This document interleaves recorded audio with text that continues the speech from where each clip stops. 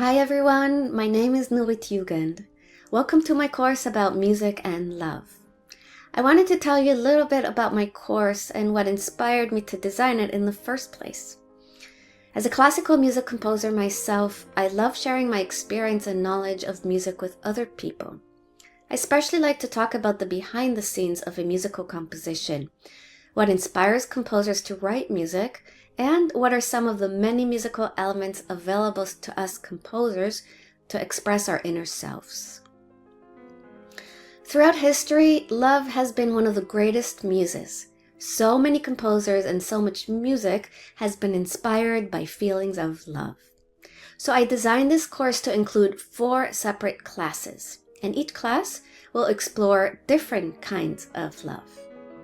In the first 2 classes, I'll discuss love between a man and a woman and love for a child. We'll listen to works such as Bernstein's song Maria from the Broadway musical West Side Story, Love is a Rebellious Bird from Bizet's famous opera Carmen, Caccini's beautiful song Amarili mia bella, or Softly Awakes My Heart, another beautiful song from Saint-Saëns' opera Samson and Delilah.